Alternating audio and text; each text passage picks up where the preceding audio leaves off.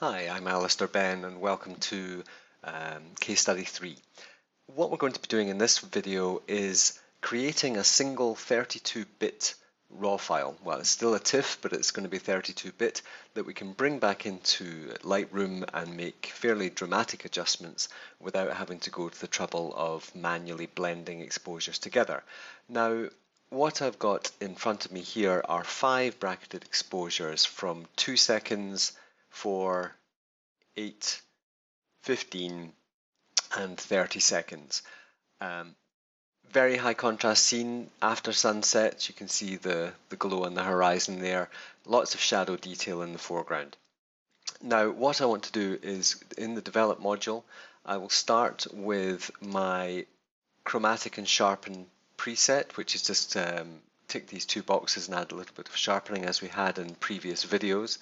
I will then synchronize the settings so all 5 files have exactly the same situation applied to them.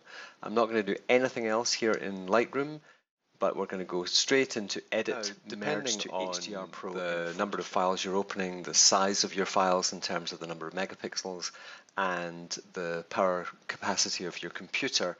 This process can take quite a lot of time. So this is what we see, is it's been automated, so the Merge to HDR Pro has been opened and the 5 files have been imported. We can see now that from our shadows all the way through to our brightest highlights, we have detail in our file.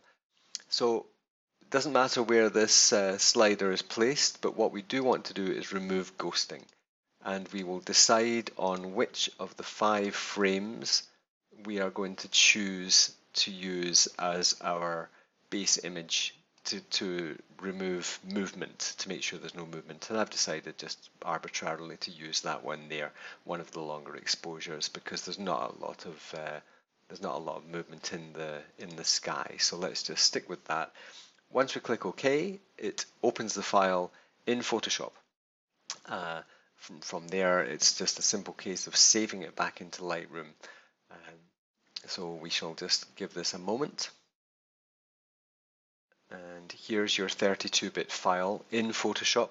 We're not going to do anything with it, but we're going to save it. So I'm just going to do Command S on the Mac, which will then save the file back into Lightroom.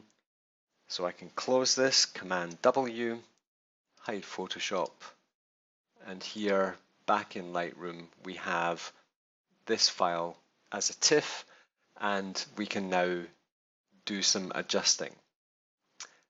Normally if we look at this original raw file, you have a latitude of 5 stops either way, so +5, -5. With a 32-bit TIFF, that is extended to +10 and -10.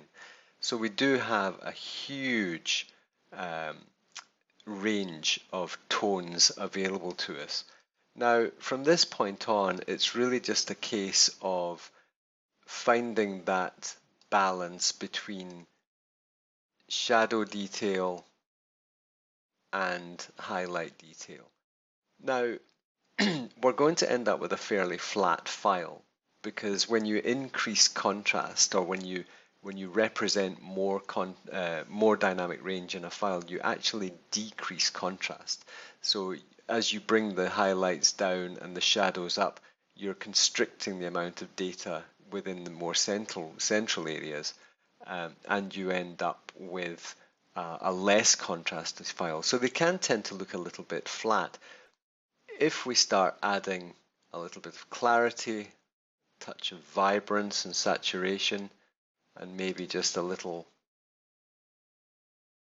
S-curve to give it some pop, you'll see that very, very quickly we have gone from these 5 raw files, each of which is incapable of rendering the entire scene, to this one single file which we produced through automated processes. We haven't had to do any manual masking, and you know, with a little bit of work and a little bit of time, this file could be made to look pretty attractive.